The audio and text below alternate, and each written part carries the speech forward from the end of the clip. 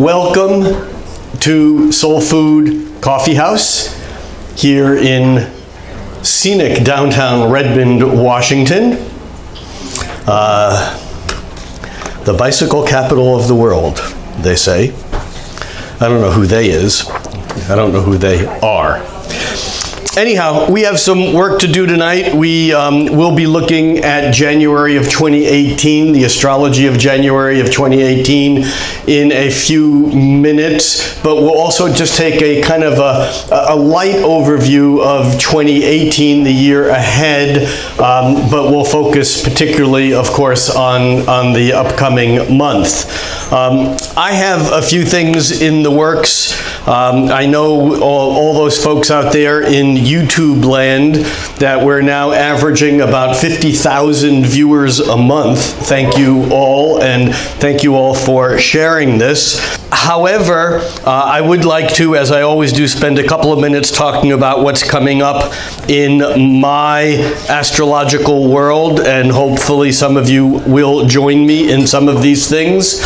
I have my annual, I guess that's what yearly means. I have my annual yearly redundant weekend workshop, the first weekend of every year. There, I've said it now 3 times. At Brighton Bush Hot Springs in the old growth forest of Central Oregon, and that's the first weekend of January. I'm only mentioning that in passing because it is sold out, so those of you who want to attend, eat your hearts out. You can't. However, I will be back at Brighton Bush again for my summer workshop, which will be on July 29th through August 2nd. And that will be putting astrology to work in your life, thinking cosmically while acting locally. That's off in the summer. Put a marker in it. When I get back from Brighton Bush Hot Springs that week, I will be speaking here in Seattle, a little bit of a different venue than tonight, for the Washington State Astrology Association.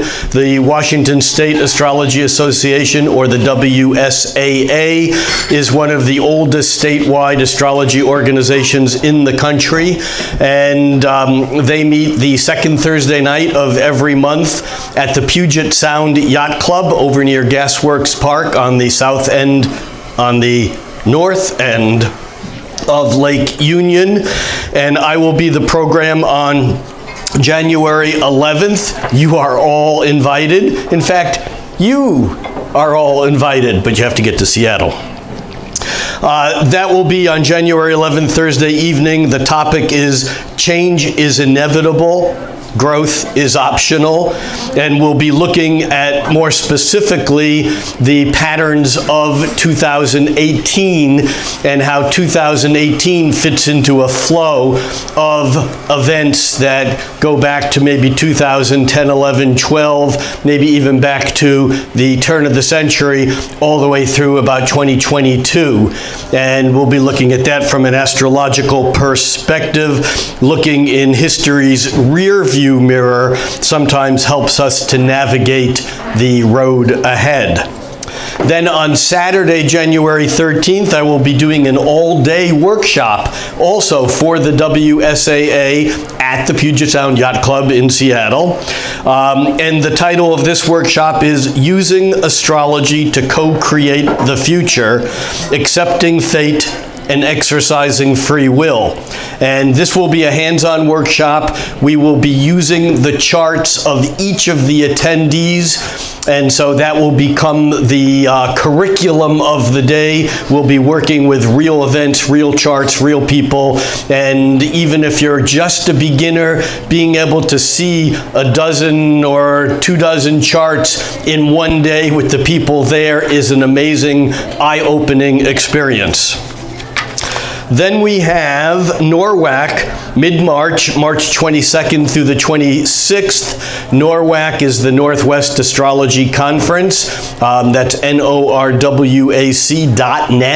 online. Incidentally, for the WSAA, you can Google Washington State Astrologers, or you can go to waastrologers.org for more information on those workshops. NORWAC is the coolest of all the regional astrology conferences. It's an annual event. and it attracts astrologers, lecturers from all over the world, astrologers from all over the country.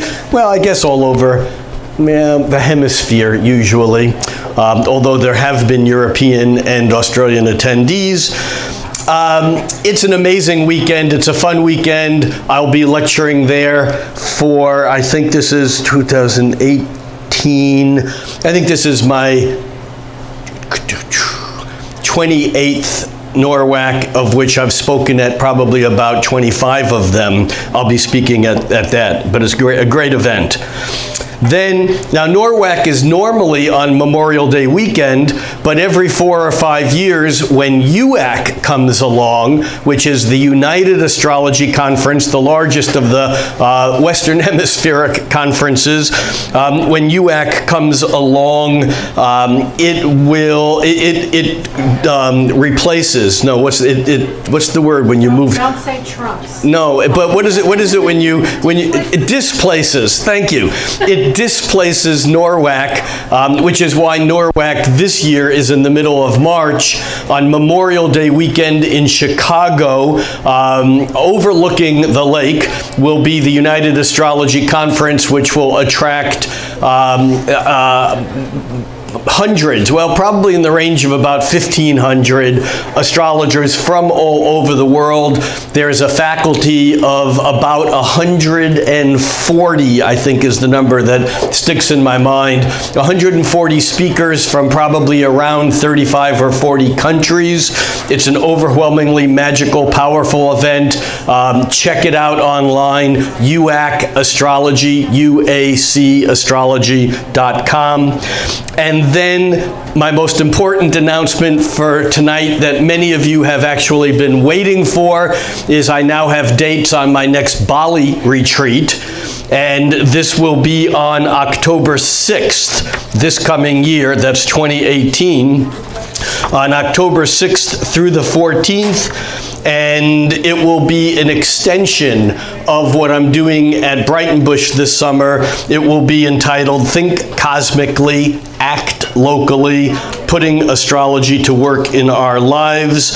And whether you're a beginner, intermediate, or a long-time practicing professional, these long venue, it's 8 days long. It begins on Saturday, October 6th. It's at a retreat center that was built by a dear friend of mine, Evelyn Roberts, who runs Heaven and Earth Workshops. heavenandEarthWorkshops.com. We'll have the detailed information on this workshop probably in a couple of weeks. Heaven and Earth Workshops has put on astrology boutique, meaning smaller astrology retreats and workshops in Bali, India, Mexico, England. I've done workshops for Evelyn over the years, actually in 3 of 4 of those locations.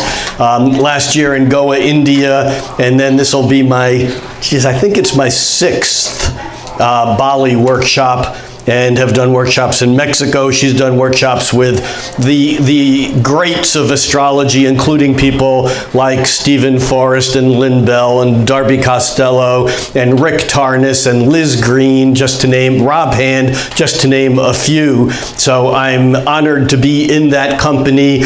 And if you've never been to the most magical spot on the planet, Bali may be it. And I could talk you into joining us there. It will probably fill up too, but we're about 2 weeks away from although this is an announcement because the dates were just set, we're probably about a week or 2 away from all the information being up online. So if you're interested, either let me know via email or go to heavenandEarthWorkshops.com. January 2018. 2018. You know, I'm having a hard time reconciling with the fact that it's no longer the 90s. and here we are pushing into the, technically this is the penultimate 20-teen year. It's one of my favorite words, penultimate. Okay.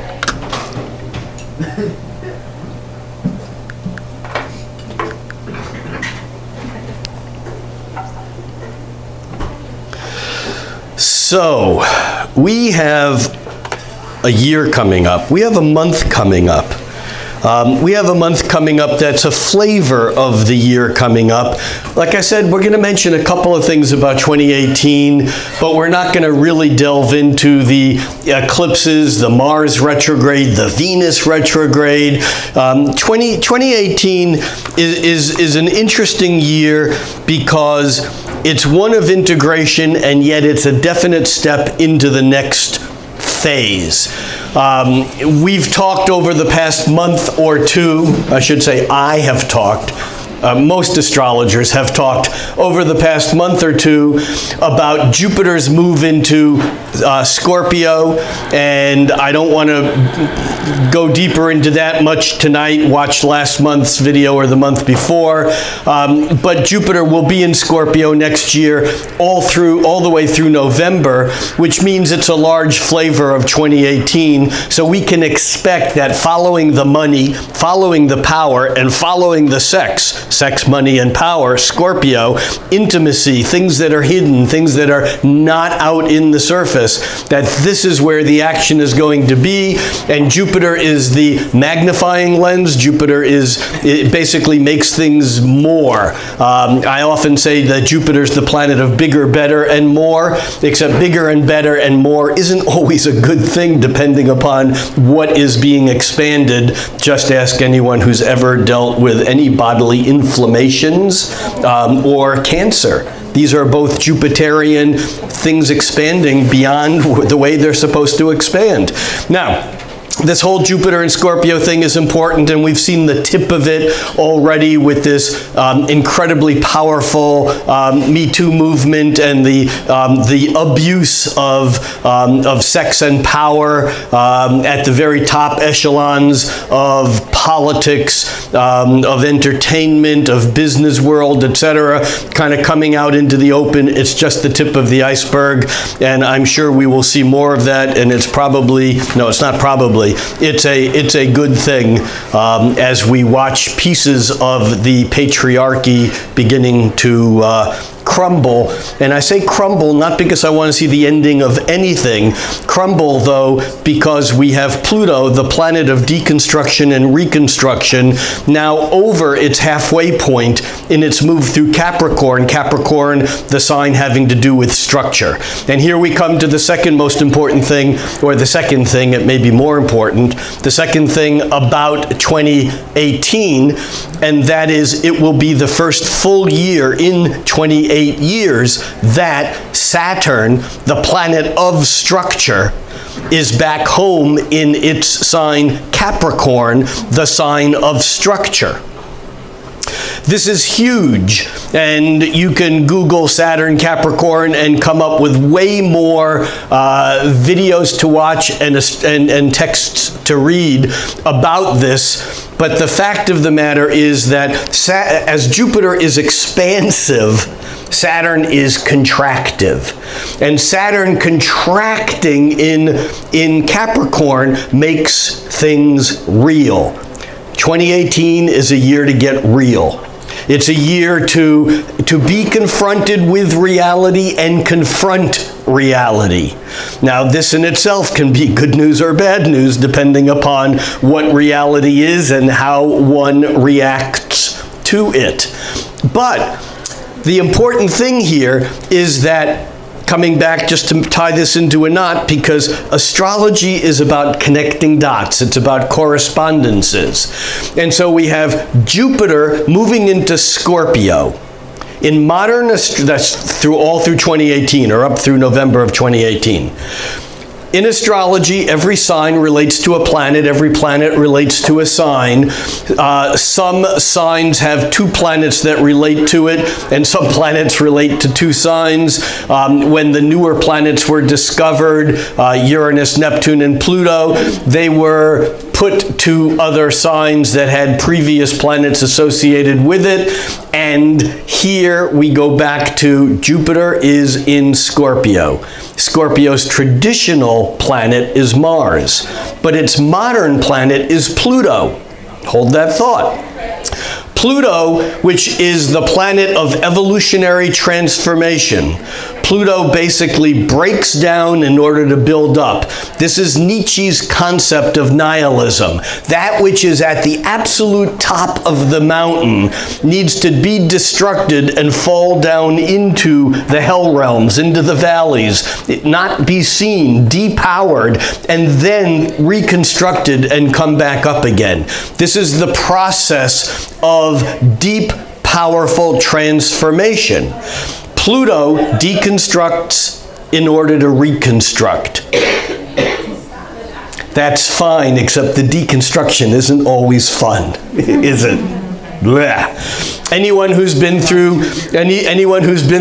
a transformation with Pluto, let's say, lining up with a planet in your natal chart, whether it's the sun or moon or any planet for that matter, but certainly Libras, Scorpios, older, Libras, Scorpios, Sagittarians have all had Pluto moving across their sign and creating this breakdown and reconstruction. Even the Capricorns, the earlier Capricorns, if you were born, with the sun less than halfway through Capricorn, meaning somewhere before, let's say, January 4th or 5th or somewhere in there, you know what I'm talking about, because Pluto has already recently lined up with your sun, perhaps creating this deconstruction, reconstruction. And if you don't know what I'm talking about, imagine for a moment that you were a caterpillar. We look at caterpillars as these weird, ugly things that become wonderful, beautiful, magical butterflies. But from a caterpillar's point of view, it is deconstructed. Its life as a caterpillar comes to an end in order for this next stage of transformation to occur. And that's the way Pluto works. Now, Pluto being now just over halfway through the sign of Capricorn, we've begun to see, and painfully we're seeing it perhaps in spades right now, the deconstruction of the structures. What are the structures? Government, roads, bridges, buildings, banks, the economic system, the rules of law and order. These are all fair game for the nihilistic, deconstructive ending, the death, if you will. Death here not being a terminal point, simply being an important point on the transition from life to life. Because in between one life and another life, one has to die, go through what the Tibetans call the Bardo states, or the states of non-material existence, in order to be reborn. And that's what we are seeing right now. And into this, Jupiter in Scorpio, that's all more important. Scorpio's modern key planet Pluto, deconstructing the social structures. And now Saturn, the planet of let's make it real, comes methodically stepping into Capricorn, and it's on its way to a very important meeting with the Lord of the Underworld itself, Pluto. And this will occur in 2020. And because of my contract here, I'm not allowed to talk about anything that far in advance. I'm only kidding. But we will get there, because this Pluto-Saturn, the Saturn-Pluto cycle, every 30 some odd years, when Saturn catches back up to Pluto, wherever it is in the sky, is absolutely methodically, consistently a marker for the largest changes in history. And I've tracked this back to the crucifixion, which we have a relatively accurate date on. And I will save this talk for some other time. Actually, I'll be giving this talk both at NORWAC and at other places during the year, because this Saturn-Pluto cycle will become increasingly important and increasingly obvious to us as we approach 2020. And I might just pass parenthetically along the fact that when Pluto not only is lined up almost like a new moon, like the moon lines up with the sun at a new moon, every 33 years or so, when Pluto lines up like when Saturn lines up like a new moon with Pluto, halfway through that cycle, it's kind of like a full moon. Well, it's actually like a like a full Saturn, I guess. But halfway through that, when Saturn is opposite Pluto, this is the other marker on this historical clockwork that the Saturn-Pluto cycle happens 3 times a century, roughly, and I like to think of it as waltz time for civilization, because you can go 1 and 2 and 3 and that's 100 years, and the numbers are the conjunctions and the ands are the oppositions, 1 and 2 and you track again the most amazingly enduring events of the last couple thousand years. And the last opposition was in the fall of 2001. Anyone think of anything that happened in the fall of 2001? That was what we call 9/11, although I should technically correct us that there is a 9/11 every year, but it's important enough that it is given that date and we know what it is. Like July 4th. No one says July 4th, 1776. You say July 4th, you know what you're referring to.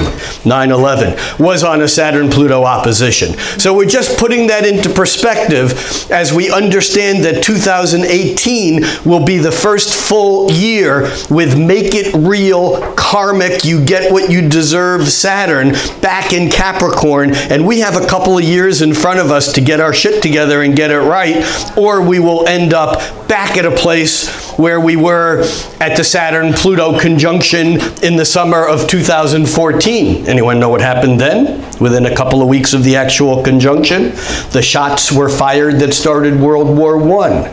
And again, I'm not cherry picking. You can go back and back and back and back and see these incredibly important dates. So, this is the context into which we are looking at 2018. And although there's no single outstanding, amazingly important outer planetary event like a Saturn-Pluto conjunction in 2020, or like a Uranus-Pluto conjunction in 1965-66, or like the recent Uranus-Pluto square that has been operative from 2012 all the way up through now, and I will contend that it is still operative because these changes are so powerful that they hold the position, and every time planets come around through the points where Uranus and Pluto were squared, from mid-Aries Uranus to mid-Capricorn Pluto, every time planets come around to those mid-cardinal signs, Aries, Cancer, Libra, and Capricorn, we will get more resonance on these events that were set up that have to do with global political, economic change, revolution, transformation based upon Uranus, the planet of revolution, and Pluto, the planet of deconstruction, reconstruction. Hi, how are we all doing tonight? Merry Christmas. Hey, speaking of Christmas, when I edited last month's video and put it up, I realized that I spoke about something, and I do this sometimes, and I gave steps 1, 2, and 3, but I never delivered the punchline. So think of this as well, it's not a joke, but it was set up last month, and here's the punchline. Now, what I was talking about last month is the Jupiter and Saturn relationship and cycle. Jupiter being expansion, Saturn being contraction. And I talked about this, but I never made the point that it was Johannes Kepler, the guy who figured out how to calculate when planets move where, which happened not until the early 1600s, in fact. When he calculated backwards, he realized that right around the time of the birth of Jesus, there was a Jupiter-Saturn conjunction that occurred in the sign of Pisces. Now, no one will ever know exactly what the Star of Bethlehem was. Well, except for me. No, that's not true. I am one of many, many, many, many people who have conjectured, and even as a child, it was a magical thing to learn about and want to know what is the truth behind this. And through my growing and educational years, I've been very lucky to discover that many of the things that we call miracles actually were miracles, but they happened for real and for a reason. And it turns out that when you really dig deeply, you realize that the three magi is just a translation of the word Zoroastrian priest. Like a rabbi is a Jewish priest. A magi is a Zoroastrian priest. Now, Zoroastrianism, as the predominant religion of Persia back about 2,000 years ago or so, was based upon the concept that it is done on earth as it is in heaven, which Christians mindlessly recite. I'm not saying that if any of you recite it, you're mindless, but we don't necessarily believe it. We say it's done on earth as it is in heaven, but astrology can't work. But that's all it says, that things that happen up there have impact down here. And Zoroastrianism was based on this concept that the priests actually studied the movement of the stars. And to the ancient, stars included the sun and moon and planets because there was no differentiation of understanding the difference. They were all stars. And when these Zoroastrian priests saw this coming together of Jupiter and Saturn for the first time in almost a half a millennium in the sign of Pisces, which was the sign of Palestine, of Canaan, of Israel, they knew that this was a sign that the King of Kings would be born. And they went off in search for the event to fulfill their prophecy. And it's a much longer story than that, and because we're now here on the week between Christmas and New Year, I wanted to I never said that part of the story last month, but it's an important piece in this, and you can all dig further. In fact, I have a longer article on this that's on Star IQ, STARIQ. That's my website, stariq.com. And if you search in the box my name, you'll come up with a bunch of articles I wrote, including one called The Gift of the Magi, Astrology for the New Millennium. Needless to say, it was written before this millennium. All right, so 2018 has all that. There are no outer planet connections that are of significance, meaning talking about Saturn, Uranus, Neptune, and Pluto, basically we have sign changes which are significant, but we don't have major connections, aspects between them, except for a half square between Uranus and Saturn, which may be important, but I don't want to deal with it right now because it's not important enough to really dig into. What is interesting, though, is that we do have the first year of Saturn in its home sign, Capricorn, which we've already talked about some. And we also have Uranus, which is an 84-year cycle. Uranus takes about 7 years to move through each sign. It entered Aries in 2010. It is in 2018 leaving Aries and entering Taurus. This is a huge energetic shift in the zeitgeist of humanity. And this transition actually it begins on May 15th, although we are kind of in the last throes of Uranus and Aries. Aries is spontaneous, Aries is warlike, Aries is assertive, and Uranus is revolutionary. And so we might see some panic amongst people who think that the time is running out for change, but it's not. It's just that the change as Uranus moves into Taurus will become a lot more methodical and practical and grounded rather than just the idea. I mean, one can have the idea of independence or freedom or availability of some technology or something. But when one actually lives that down in the trenches on the ground, that's what Uranus and Taurus will be. And it may actually pose some difficulties because Taurus doesn't like a lot of change. Taurus is a sign of inertia. It has to do with holding things steady, and Uranus doesn't. Uranus wants to make things shift. And so we'll come back to that topic, but that's another thing on 2018.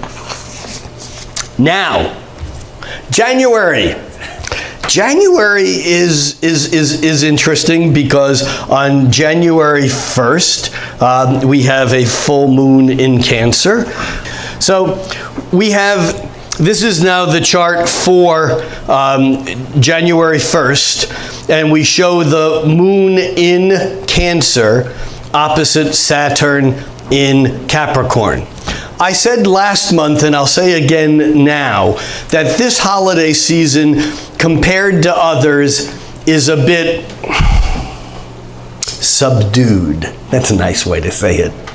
There's a heavier energy than there typically is. I mean, the holidays can be intense. We got family karma. We got, all of the looking back and looking forward and all the craziness that goes with an end of one cycle and the beginning of another.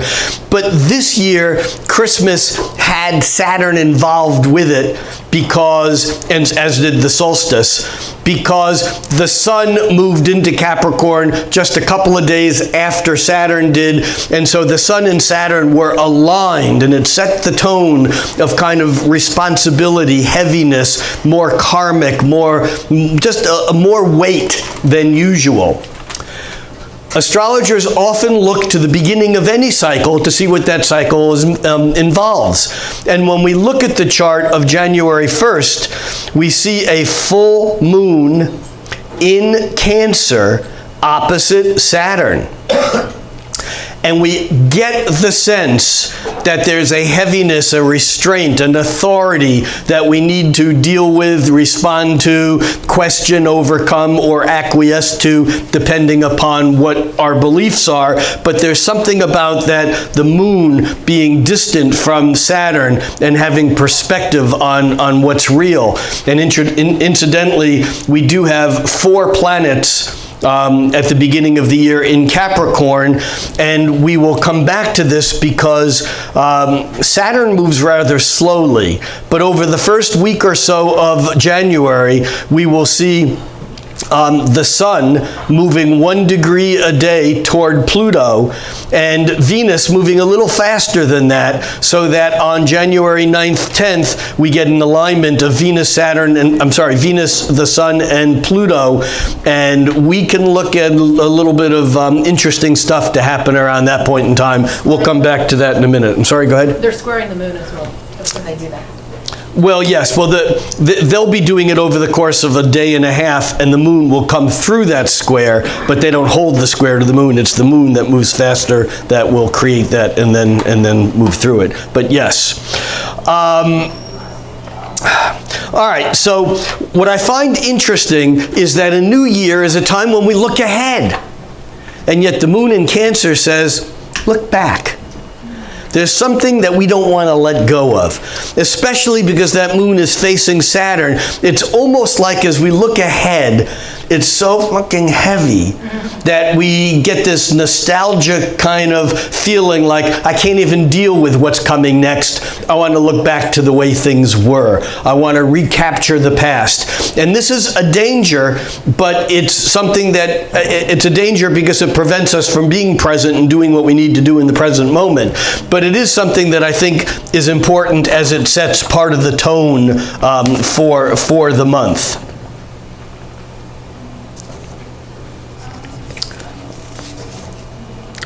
Okay. So I'm going to move this ahead a day at a time. We're going to hit a couple of the important dates as we do this. We have the full moon, and it's actually the first full moon. January is a month of a blue moon, and technically a blue moon means doodly squat in astrology. It's totally irrelevant, but it's an interesting thing to note that the moon, that there are approximately 29 days between 2 full moons, which means that if you have a full moon at the very first of the month, you can have one just before the month ends. And in January of 2018, we have the first full moon at 11 degrees of Cancer on January 21st at 6:24 p.m. and that's Pacific time in the United States. On January 31st, we have a second full moon. This one is in Leo, and it's at 5:26 a.m., and this one is a total eclipse of the moon. And we'll come to that one in a bit because it ties into the solar eclipse in Leo from last summer, and I think we can see another round of events that might unfold tied to that. So let's hold that thought for a moment. So we start the year with this full moon in Cancer. On January 2nd, Uranus, which had been moving retrograde for the last 4 or 5 months, turns direct. I think looking at retrograde and direct stations, changes for any planet, is significant and important. However, I do not particularly put a lot of weight on the outer planet stations, only because they're moving so slow for days before and after. I think it's more important if you have a planet in your own chart that's being impacted by the territory that the retrograde planet is covering.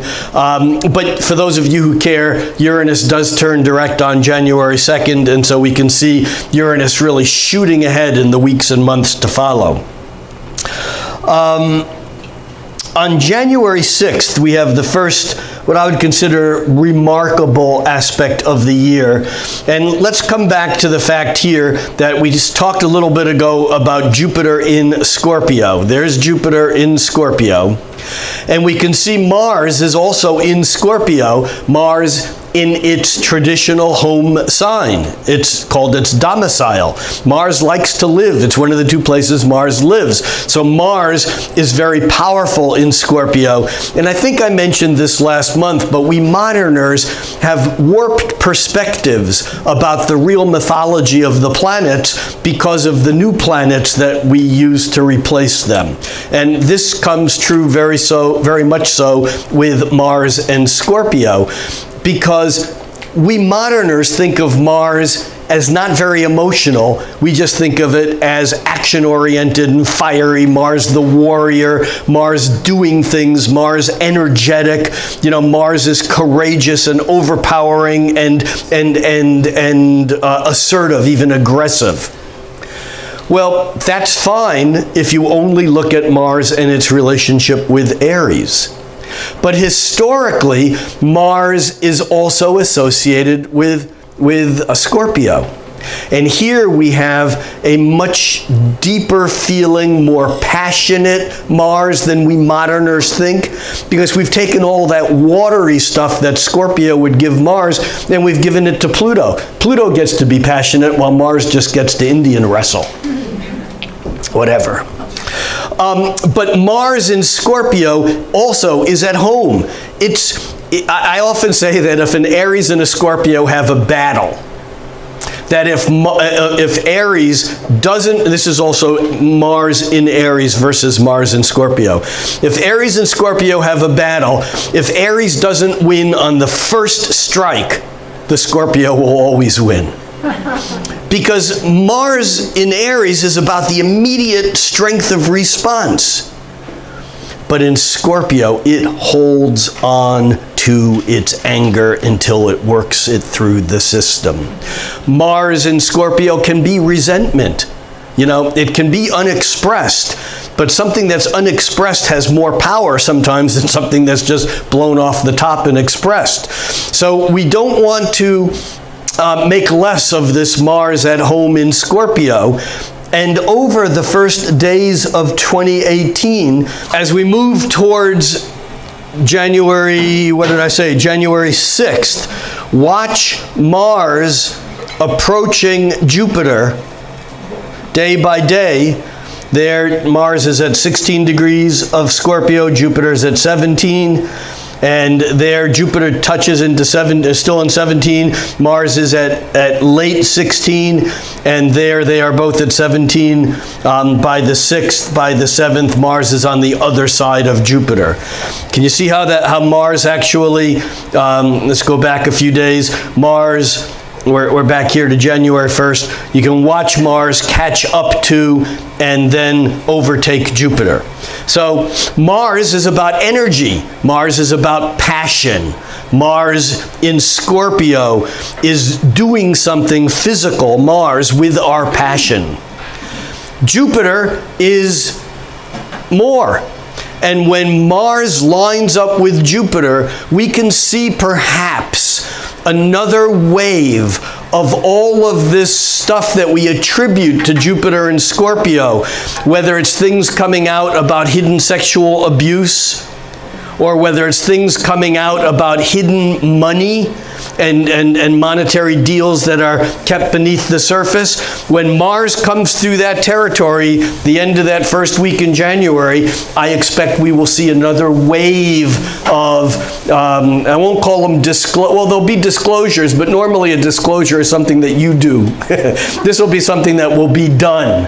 Uncoverings may be a better word than disclosures. So that Mars conjunct Jupiter is on January 6th.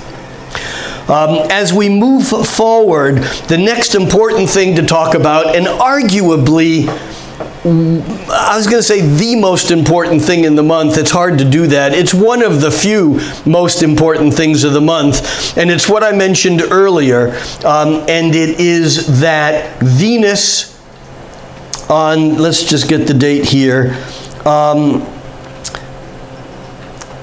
Venus lines up with Pluto on January 9th. The Sun lines up with Pluto on January 9th, which means that, in effect, the three of these planets are all together. Pluto, the Sun, and Venus, let's do that, all at the same point in the sky. What does this mean? Well, the Sun, because it moves through the zodiac at roughly 1 degree a day, because it's 360 degrees in a circle and 365 days in a year, it actually moves at more like 57, 58 minutes, just less than a degree a day. But the point is that the Sun, in its annual travelings, will line up with every planet once for a day or two each year. And I'm excluding the moon because the moon moves faster than the Sun. So the Sun lining up with Venus every year is a day or two when our emotions, our feelings, our desires are closer to our heart. It doesn't mean that we can always express them, because remember, when a planet's lined up with the Sun, you can't see it. It just becomes part of who we are. We become perhaps more loving, Venus, than being able to see how someone loves. You see the difference here? So Venus lining up with the Sun is going to emphasize that whole money, love, things of value. But because Pluto is in the picture, Pluto is going to add an intensity and a depth. Now the Sun lines up with Pluto once a year also. But for it to line up with Pluto, the lord of the underworld, the depths, the transformations that occur in the dark, the secrets, in order for it to line up when the Sun lines up with Pluto on the same day that Venus is lining up with Pluto, that's very rare. And this then becomes, I think, the most significant thing of the month. I slipped into saying the most again, but it may be the eclipse, but we'll come back to that.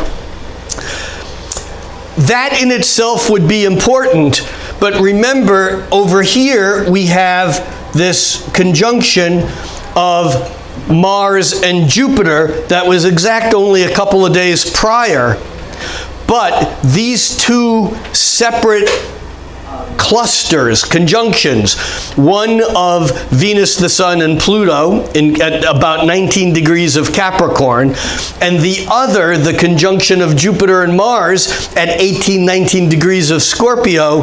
These two separate points are connected by a sextile. And a sextile, astrologically, is an angle of support. It's an angle of cooperation. In traditional astrology, sextiles are considered good. Well, we moderners try to stay away from those value judgments because, back to the too much of a good thing is not a good thing. We have to be careful because it's not the aspect itself, it's how we work with it. It might be better to think of trines and sextiles as easier flows of energy than squares and oppositions, which are more difficult. However, if you're talking about being productive or making change or doing something, it's much more likely you will do that under a square or an opposition than under a trine that just simply lets the energy flow the way it was flowing without really any change at all. Do you see what I'm saying here? So what's important here is that these two separate and disparate pieces, the Jupiter-Mars and the triple conjunction of the Sun, Venus, and Pluto are working together. And again now, what this means is that we might see deep grumblings, rumblings of changes that are occurring beneath the surface, that's the Pluto part, about money or about sex, that's the Venus part, that are being brought out into the open almost as if they had a life or a force, that would be the Mars part, of their own, and they're growing bigger and bigger, that would be the Jupiter part, and it's not easily contained by logic or reason or rationalization. Enough said on that?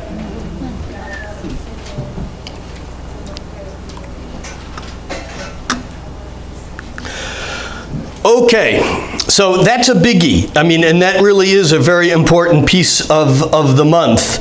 And that's like through the 8th, 9th, and even on into the 10th. But what's interesting is that on the 10th, we get another stomping of the cosmic foot. You know, we had Saturn moving into Capricorn, followed by the Sun, followed by Venus. The weight of Capricorn, the reality of the way things are, was beginning to grow undeniable, indisputable. And now we're looking at Mercury here at the last degrees of Sagittarius. And as we move Mercury ahead, it's actually late on the 10th, on the night of the 10th, that Mercury moves into Capricorn. And here, this chart is for the day of the 11th. We can see Mercury or in the first degree or at 0 degrees of Capricorn. Now we have Mercury, Saturn, Pluto, the Sun, and Venus all in Capricorn, and we're heading for a new moon. And we'll watch what happens here in a moment, because this is a lot of weight. Things are hard. And yet Capricorn, although we often label it as hard because there's work to do, there's a very magical part about Capricorn. And that is when you know what work you have to do and you know how you're going to do it, you can do it. Whereas if you don't have a clue as to where you're going, it's hard to get there. So this is an important piece around the middle part of January. And we have that Mercury, the planet of thinking, the planet of our mind, the planet of how we talk and how we listen. It's like things are real. There's no speaking in Gemini forked tongues here. You know, think of the Geminis. Paul McCartney and Bob Dylan are the two classic Geminis that come to mind. You know, one of them might be dead and the other one's never said anything true in his whole life. Doesn't mean that he's not a brilliant poet. It's just that there's this place with Mercury, the trickster, having great affinity towards getting to the truth through fiction. When Mercury moves into Capricorn, there is no fiction. Got it? You say what you mean. What's that Dr. Seuss line? I meant what I said, and I said what I meant. An elephant's faithful 100%. Horton hatches the who. In Capricorn, when Mercury says a sofa, it means a sofa. It doesn't mean some ancient French piece of art, you know, that survived the revolution. It doesn't mean some Bauhaus or modern artistic something or other. It doesn't mean that it's a place to be cozy and comfortable. It doesn't mean that it just means a sofa. So this is what happens when Mercury moves into Capricorn. We say it like it is, we hear it like it is. It's like another layer of the bullshit kind of is peeled away. And in fact, by the 12th, just a day or two later, Mercury will catch up with Saturn. And this is very significant because normally Mercury lines up with Saturn once a year. However, this year, Mercury lined up with Saturn. I don't have the date handy, but it was back in mid-December. Then Mercury, early December actually. Then Mercury turned retrograde and lined up with Saturn again toward the end of December. And now Mercury moving direct is lining up with Saturn the third and final time. And I know I said this in the report for December, that the significant thing here was that the first two Mercury-Saturn conjunctions were in Sagittarius. Blue sky, hope, it's possible that. But the third conjunction is in Capricorn. Where'd the bullshit go? It's in the past. This is the way things are. This is the way things is. That doesn't sound right. These are the way things are. That doesn't sound right either. I hate English sometimes. Okay, so this is a big thing because when I see Mercury lined up with Saturn, I think of cutting through the crap and cutting to the chase and getting it right. A natal chart that is a really clear Mercury-Saturn conjunction chart is that of Albert Einstein, who was a spaced-out Pisces. But when it came to communicating, this is a guy who could say more with less. See, that's Saturn. Saturn kind of refines things. It cooks things down. It distills. That's a good word. It distills things until it's left with the core essence. And there is no one in human history that has said more in fewer words or letters than Albert Einstein's E equals mc squared. It basically is a condensation of everything in 3 letters. That's Mercury conjunct Saturn, and we get that on the night of the 12th or on the 13th, depending upon where you are. On the 13th, though, we also have another thing that is beginning to cook, and this is something that kind of makes January and even into February a little bit more active than we might think, and that is one at a time, Venus, then the Sun, and eventually Mercury will come to square Uranus. Remember now, the Pluto square Uranus was the thing that stirred up the social cultural revolutions, beginning with the Arab Spring and the Occupy Wall Street and the changes that began back and the environmental stuff that began with the Fukushima earthquake and meltdown, which is still a disaster years later. But the point is here that Uranus is moving faster than Pluto, so it's escaping from the square. Pluto here is at 19 degrees of Capricorn, and Uranus has moved on to 24. Well, what happens through January is first Venus squares Uranus, and that happens on... there it is. Okay, that happens on January 13th. Then the Sun squares Uranus. That happens on January 14th. And then Mercury squares Uranus, and that happens on January 27th. And here's the progression of this. Uranus is the opposite of Saturn. All these planets either have recently or are about to, speaking from January 1st perspective, line up with Saturn. This is about pulling in constraint, making it real. And then each of these planets, beginning on the 13th, first Venus, then the Sun, and then Mercury, the end of the month, all square Uranus, and Uranus basically pushes the detonator. And I don't mean that in the physical world. I mean the metaphysical detonator. Mercury is the great awakener. Mercury is lightning. It's the light bulb going on. Got it. Ah, I understand. And you see, the thing about the lightning is it doesn't matter how dark the night is. When the lightning strikes and you see everything, it's dark the next moment, but you know where everything is.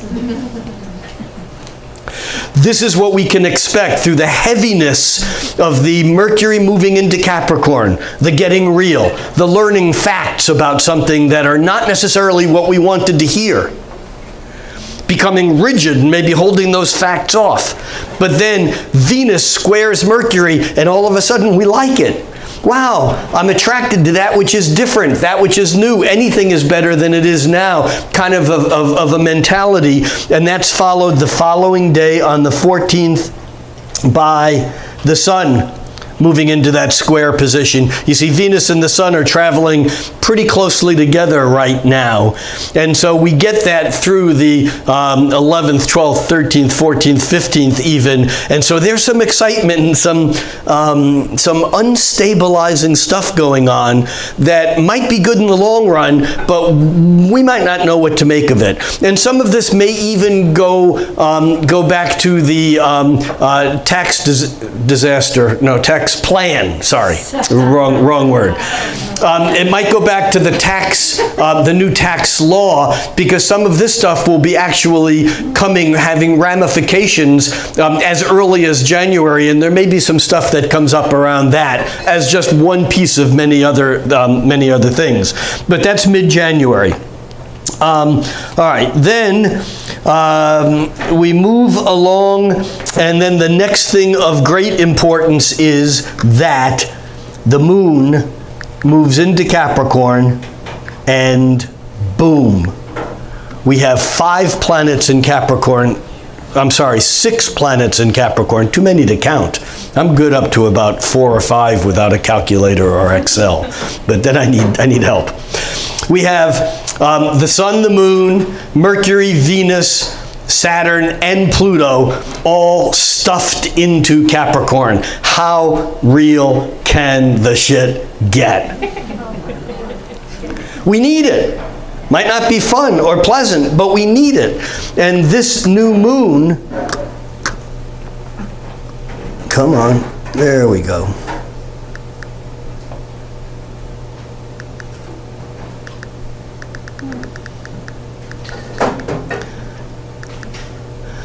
That's close enough. This new moon occurs at 6:17 p.m. on January 16th on the west coast of the United States. And this new moon is absolutely a reset. We might think of January 1st as the new year. An argument could be made that this new moon on January 16th is the real new year, because this resets the energy, and it does it in Capricorn. It's a sign of tradition. Tradition is structure, rituals and rules and laws of the family, of the tribe, of the culture, of the state. This is what holds us together. This is Saturn. And the new moon here is very much a pulling it all in and getting real, but it's also a turning point in the beginning of whatever is next. And one of the things that's fascinating about this new moon is that it occurs the day before Venus becomes the first planet to escape Capricorn. Well, actually, it's really the moon that does it just a few hours later. The moon... let's see, the new moon is at 6 o'clock, and 10 hours later the moon is off into Aquarius, but then by the following day we have Venus in Aquarius also, and then just a couple days further along we have the Sun entering Aquarius on January 19th. So we have the new moon on the 16th, the moon then jumps into Aquarius, then we have Venus into Aquarius on the 17th, and the Sun moving into Aquarius on the 19th. And Aquarius is the weirdest fucking sign in the entire zodiac. There's nothing normal about Aquarius. I mean, it's the sign that says, I am different and unique than anything and everyone else in the universe, except I want to feel like I'm a part of it. It's the Groucho Marx line that says, I always ruin this, but it's something like, I wouldn't be so stupid to join I would never join a club that would be so stupid to want me as a member. You see, the Aquarian is the shaman living at the edge of town. It's still in town, but it's that crossover thing between, here and there. There's something about that Aquarian energy that has to be far out, on the edge. I think of Aquarius as the restaurant at the edge of the universe. There's that sense that you can't get any further out than Aquarius. But Aquarius is the sign of the futurist, of the inventor. A classic Aquarian would be Thomas Edison. Saturn in ancient astrology was the planet connected with both Capricorn and Aquarius. We moderners put Uranus, the breakaway, weird, eccentric, other than normal, revolutionary, radical, rebellious planet, Uranus, we put Uranus with Aquarius. However, the ancients said that Saturn was the sign that had to do with science and technology, because when you know the rules, Saturn, then you can know how to alter them. Magic. So we have these planets moving into Aquarius, and it does separate us a bit from the tradition, but it also opens up our antenna to what's possible. And so the weird thing about Aquarius is we get glimpses in the northern hemisphere of what spring is like, and yet it's the coldest time of year in most places. There's something about the days are changing faster towards light than they do at any other time of year, but it's still the middle of goddamn winter. That's weird. Aquarius is weird. So, we get Aquarius, but there's another aspect of Aquarius, and that is it's also global in consciousness. It's the humanitarian. I remember my now passed along astrology buddy, partner, Jeff Jower, saying that Aquarians love humanity. It's the humans they hate. It's this idea, it's an air sign. As long as we can be conceptual, it's okay. It's like love is fantastic, just no bodily fluids, please. There's that sense of Aquarius being emotionally detached, but absolutely fully engaged. It's the sign opposite Leo. And the sun in Aquarius is, it's in its fall. It's as far away from Leo as it can get. And yet there's something that connects the two of them. And so Aquarians tend not to be unemotional, but they like to have perspective. It's when you live on the edge of town, like the shaman does, you're not concerned with what goes on in the town center day to day, but you're not totally separated from it. You're kind of this walking in both worlds, and Aquarius does a bit of that. So that's what we get towards the 19th, 20th, when the sun moves into Aquarius on the evening of the 19th here on the West Coast.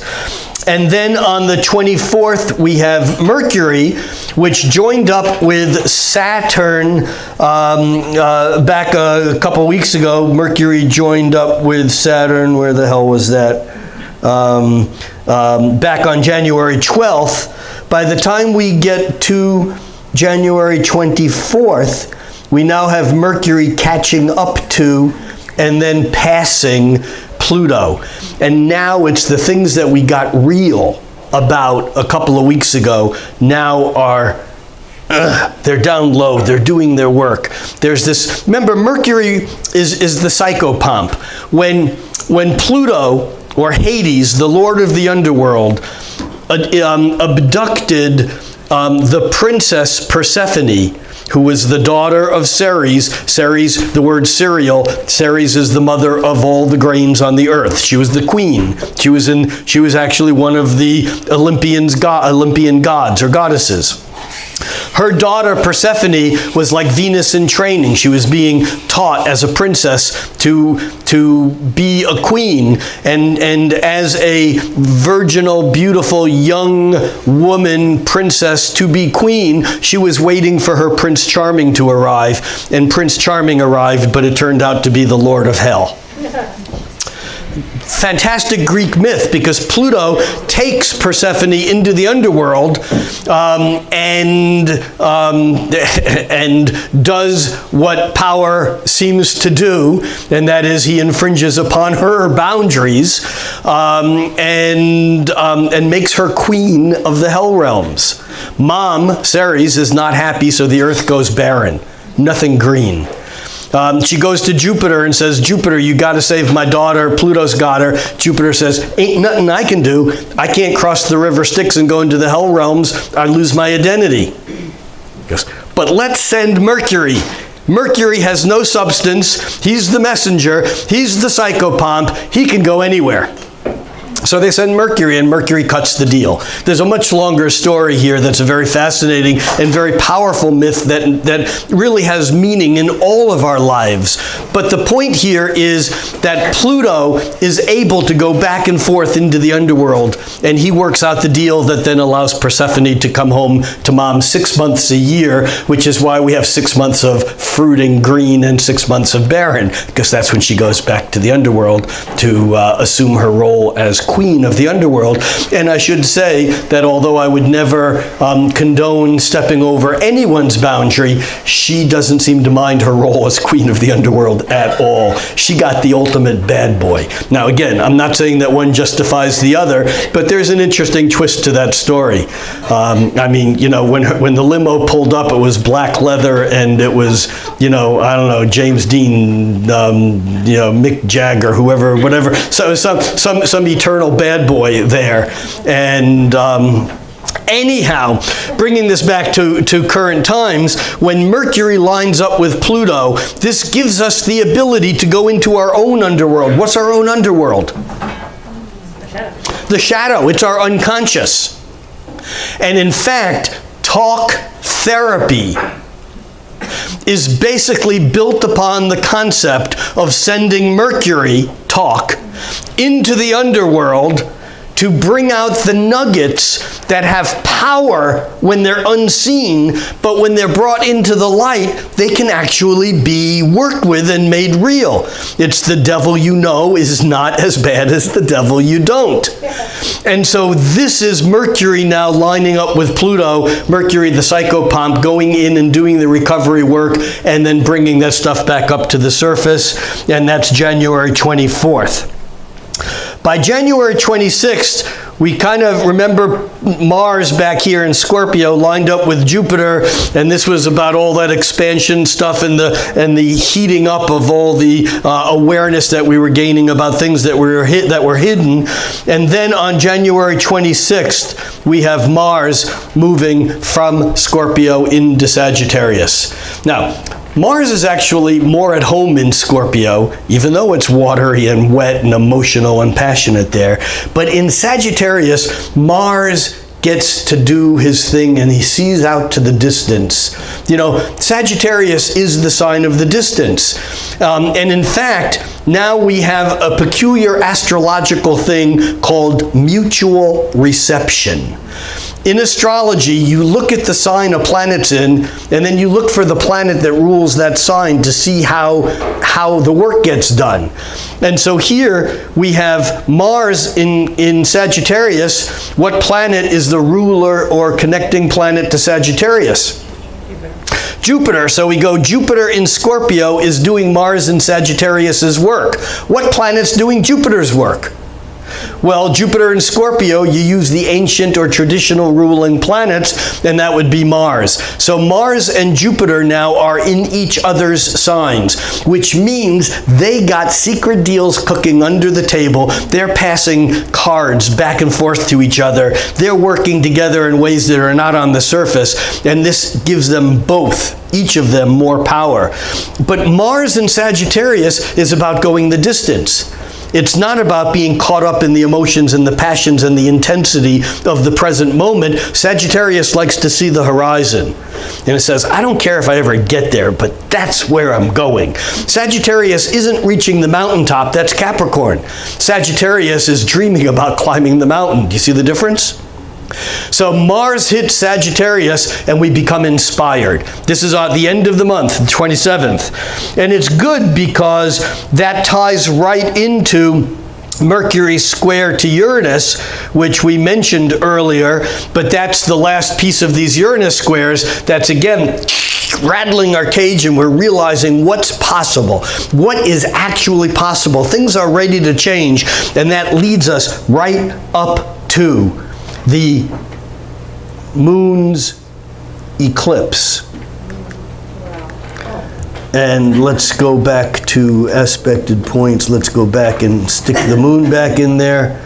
And we got, okay, so the moon is in Cancer, where it was the beginning of the year. This is a month later. But then the moon moves into Leo. And let's bring this back to ours.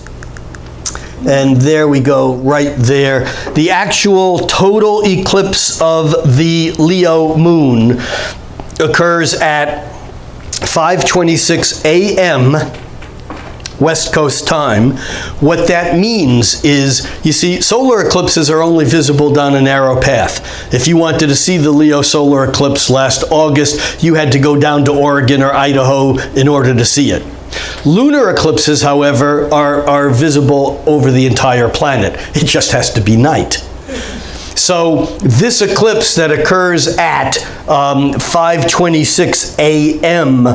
on the west coast of the United States will be visible, assuming that there's no moisture in the air, which is a terrible assumption in Seattle that time of year. So this eclipse, though, is in some ways, it's the first eclipse of the year. It's followed by a solar eclipse a couple weeks later, and then it's followed by 3 eclipses later in the year, in July and August. So we actually have a year with 5 eclipses, not 4, which is not all that uncommon. But this particular total eclipse of the moon, which occurs, like I said, at 5:26 a.m. Pacific Standard Time, occurs at 11 degrees of Leo, and this can change everything. Now again, eclipses seem to be able to do that. What's significant here, I think, is that this eclipse is very much tied to Leo, and I know we talked about this last summer coming into the eclipse, but our illustrious leader, the President of the United States, Donald Trump, was born, although he's a Gemini, and born at a full moon lunar eclipse, during a full moon, within an hour of a full moon lunar eclipse. Trump's Pluto is at 10 degrees of Leo, which means that this lunar eclipse falls on his Pluto. And remember, the eclipse in August last year at 28 degrees of Leo was lined up with Donald Trump's ascendant. And so he is not clear yet from that eclipse energy, because the astrological logic is that an eclipse can remain active for 6 months or so before and after a given eclipse, until it's replaced by, or displaced by, the next eclipse. So it's significant here that the eclipse that's displacing the one that was rattling his cage is rattling his cage. And I think that that's an important consideration. So for those of you who think that we might restore something to this country, this eclipse may be part of it. And for those of you who are politically of a different color, vive la différence, I guess. All right, so this eclipse, though, as the ending statement of the month, is important because it's the Aquarius to Leo. The Aquarius Leo is the differentiation between I am an individual and yet as an individual, I am part of the larger culture. This is the dilemma in traditional astrology. The houses related to Leo and Aquarius are the 5th house and the 11th house. And in the old Rosicrucian theme of the meaning of the houses, the 5th house is love given. It's how you love the person that you love. The 11th house is the love that you receive from the social group that you're in. I think of it as the house of social networking. So the thing here is that this eclipse of Leo to the to Aquarius, of the moon to the sun, from Leo to Aquarius, is very much about being an individual and yet still functioning as part of a greater whole. And I think that becomes the real key to this. One other piece on this eclipse is that the eclipsing moon is quincunx to Neptune, which is interesting because Neptune is the planet of illusions and the planet that's hard to see. And quincunxes are the angle that is hard to see. And so it might be here that during this eclipse that we're so caught up in whatever the events are in our personal lives or in the big picture that we miss the sleight of hand, sleight of mind that's going on somewhere else. So I would say be aware and keep paying attention. Which brings us to the conclusion of January. All in all, the intensity of the conjunction in Capricorn and the let's make it real is very important. And yet on top of that, this gradual movement that's more of an annual thing from Capricorn into Aquarius as we look more toward the future, I think is always a great hope at this time of year. It's not special to 2018, but it is every year special to January. So go out there, be safe, have a happy new year. New year, January, comes from the Latin Janus or Janus or Janus. And Janus was the god who was two-headed, looked forward and behind.